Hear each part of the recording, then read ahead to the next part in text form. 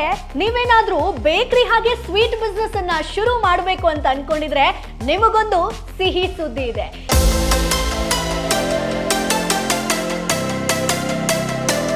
ಈ ಬಿಸ್ನೆಸ್ ಅನ್ನ ನೀವು ಶುರು ಮಾಡ್ತೀರಿ ಅಂತಂದ್ರೆ food safety training and certification ತುಂಬಾ ಇಂಪಾರ್ಟೆಂಟ್ ಆಗುತ್ತೆ. ಆದ್ರೆ ಇದಕ್ಕೆ ತುಂಬಾ ಖರ್ಚು ಮಾಡಬೇಕು ಅಂತ ನೀವು ಯೋಚಿಸ್ತಾ ಇದ್ರೆ ಇದೀಗ ಈ ತರಬೇತಿ ನಿಮಗೆ ಕಂಪ್ಲೀಟ್ ಆಗಿ ಫ್ರೀ ಸಿಗ್ತಾ ಇದೆ.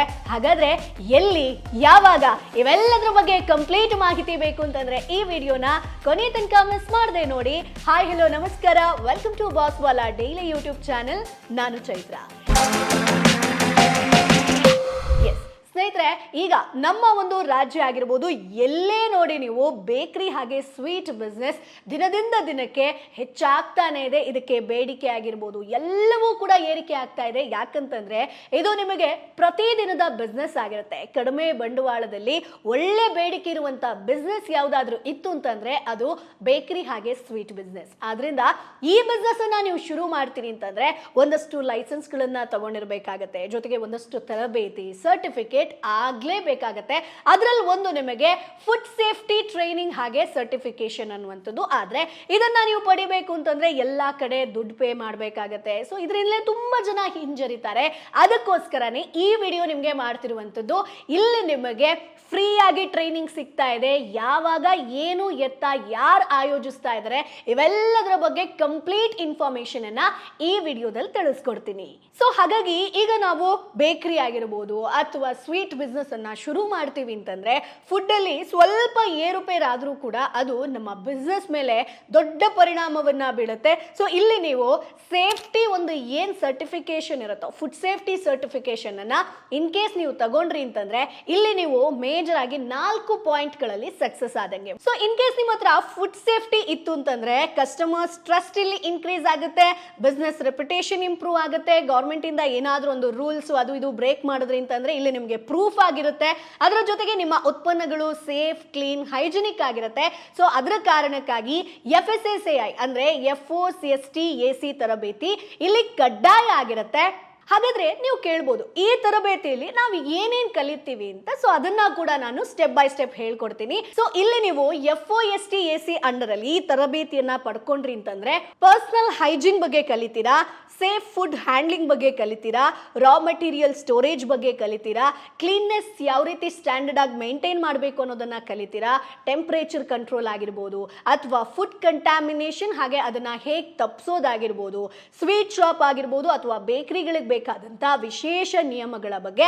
ಸೊ ಈ ಎಲ್ಲದರ ಬಗ್ಗೆ ಈ ತರಬೇತಿಯಲ್ಲಿ ನೀವು ಕಲಿಯುವಂಥದ್ದು. ಸೊ ಈ ತರಬೇತಿ ಆದ್ಮೇಲೆ ನಿಮಗೆ ನ್ಯಾಷನಲ್ ಲೆವೆಲ್ ಸರ್ಟಿಫಿಕೇಟ್ ಸಿಗುತ್ತೆ. ಸೊ ಈ ಒಂದು ಸರ್ಟಿಫಿಕೇಟ್ ಸಿಕ್ತು ಅಂತಂದ್ರೆ ನಿಮ್ಮ ಒಂದು ಅಂದ್ರೆ ಬೇಕರಿ ಆಗಿರ್ಬೋದು ಸ್ವೀಟ್ ಬಿಸ್ನೆಸ್ ಅನ್ನ ನೀವು ಶುರು ಮಾಡಿದ್ರಿ ಅಂತಂದ್ರೆ ನಿಮಗೆ ಫುಡ್ ಸೇಫ್ಟಿ ಸರ್ಟಿಫಿಕೇಟ್ ಸಿಗ್ದಂಗಾಗತ್ತೆ. ಸೊ ಯಾವುದೇ ಪ್ರಾಬ್ಲಮ್ಗಳು ಇಲ್ಲಿ ಬರೋದಿಲ್ಲ.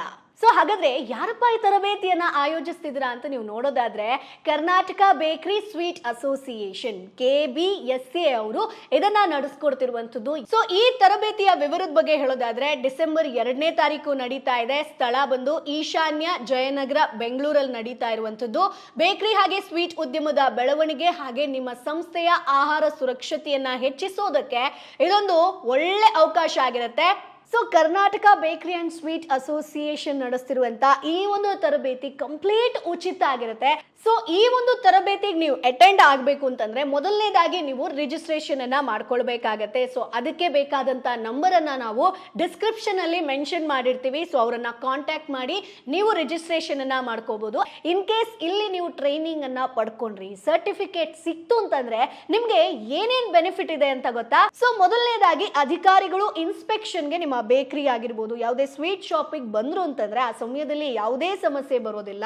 ಸ್ಟಾಫ್ಗೆ ಒಂದು ನಾಲೆಜ್ ಕೂಡ ಸಿಕ್ಕದಂಗಾಗತ್ತೆ, ಕಸ್ಟಮರ್ಸ್ಗೆ ಟ್ರಸ್ಟ್ ಕೂಡ ಬಿಲ್ಡ್ ಆಗುತ್ತೆ. ಪ್ರೊಡಕ್ಷನ್ ಎರರ್ಸ್ ಏನಿದೆಯೋ ಅಂದ್ರೆ ಏನಾದ್ರೂ ತಪ್ಪುಗಳಾಗುತ್ತೆ ಅಂತಂದ್ರೆ ಅದನ್ನ ಇಲ್ಲಿ ನೀವು ಕಡಿಮೆ ಮಾಡ್ಕೊಳ್ಬಹುದು. ನಿಮ್ಮ ಒಂದು ಬಿಸ್ನೆಸ್ ಗ್ರೋತ್ ಆಗೋದಕ್ಕೆ ಒಂದು ಪ್ಲಸ್ ಪಾಯಿಂಟ್ ಅಂತಾನೆ ಹೇಳ್ಬೋದು. ಇಲ್ಲಿ ನೀವೇನ್ ಮಾಡಬೇಕು ಅಂತಂದ್ರೆ, ನೀವು ಈ ತರಬೇತಿಗೆ ಹೋಗ್ತೀರಾ ಅಂತಂದ್ರೆ ನೀವೊಬ್ಬರೇ ಹೋಗೋದಲ್ಲ, ಅದ್ರ ಜೊತೆಗೆ ನಿಮ್ಮ ಸ್ಟಾಫ್ಗಳಾಗಿರ್ಬೋದು ಅಥವಾ ಬೇರೆ ಯಾರ್ಯಾರು ಇರ್ತಾರೋ ಆ ಬೇಕರಿಲಿ ಕೆಲಸ ಮಾಡೋರಾಗಿರ್ಬೋದು, ಎಲ್ಲರನ್ನ ಕೂಡ ಕರ್ಕೊಂಡು ಹೋಗಿ. ಯಾಕಂತಂದ್ರೆ ಅವ್ರಿಗೂ ಕೂಡ ನಾಲೆಜ್ ಸಿಕ್ತು ಅಂತಂದ್ರೆ ಇದರಿಂದ ನಿಮ್ಮದೇ ಬಿಸ್ನೆಸ್ಗೆ ಒಂದು ಪ್ಲಸ್ ಪಾಯಿಂಟ್ ಆಗುವಂಥದ್ದು. ಸೊ ಹಾಗಾಗಿ ಡಿಸೆಂಬರ್ 2ನೇ ತಾರೀಕು ಈ ಒಂದು ಇವೆಂಟ್ ನಡೀತಾ ಇದೆ. ಸೊ ಈ ವಿಡಿಯೋ ನಿಮ್ಗೆ ಯೂಸ್ಫುಲ್ ಆಗಿರುತ್ತೆ ಅಂತ ಅನ್ಕೊಳ್ತೀನಿ. ಮುಂದಿನ ವಿಡಿಯೋದಲ್ಲಿ ಮತ್ತಷ್ಟು ಮಾಹಿತಿ ಜೊತೆ ನಾನು ಮುಂದೆ ಹಾಜರಿರ್ತೀನಿ. ಅಲ್ಲಿವರೆಗೂ ಟಾಟಾ ಬೈ ಬಾಯ್. ಬಾಸ್ ವಾಲಾ, ಬಿ ದ ಬಾಸ್.